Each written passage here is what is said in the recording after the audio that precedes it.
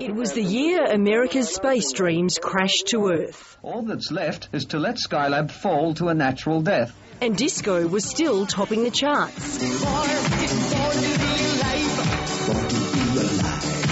But as a film about the Vietnam War generated critical and popular acclaim,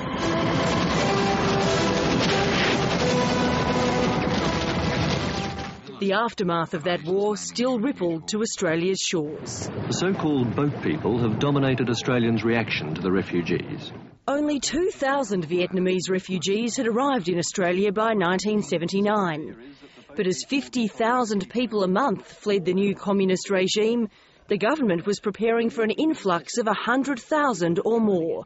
And that was after Cabinet's grim prediction that half of those seeking refuge would die at sea. The prospects for whatever happens in Vietnam escalating as a result of the support of the two great powers, China and Russia, for the conflict, different sides of the conflict in Southeast Asia, are of very serious concern. The situation had all the ingredients for one of the most controversial and divisive issues in Australia's history. I think we have a responsibility to do something for them as soon as we were involved in the war. I guess it depends on whether you want an Australian country as it is now or a totally different country. My own feeling is that I rather like it the way it is. Cabinet tackled the issue in ways that are all too familiar 30 years later.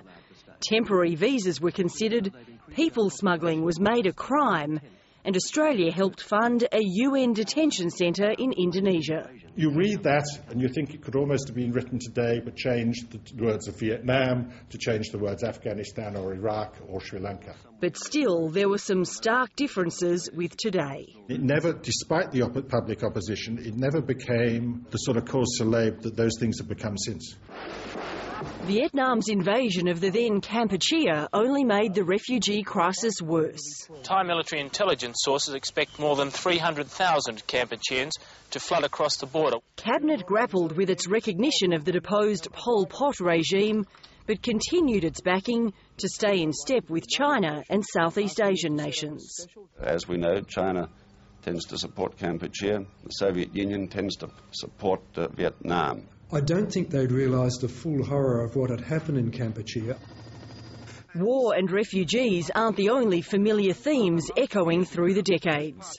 Long before global warming was making headlines, Cabinet considered approving 5 new coal-fired power stations and using them to lure emissions-intensive industries to Australia. They looked at ways to stop the exodus of the young and healthy from private health insurance. And as the Moscow Olympics drew closer, the government reluctantly agreed to $800,000 in team funding. When they say that $100 million 30 years later is not adequate, I think this is a bit above CPI. And for the frazzled public servants filling this year's archive, there's another link with the past. 3 decades before Kevin 24/7, it was Malcolm Fraser who set a cracking pace for exasperated bureaucrats. 2 o'clock in the morning at the lodge was not that rare. Some things are not so secret. Dana Robertson, ABC News, Canberra.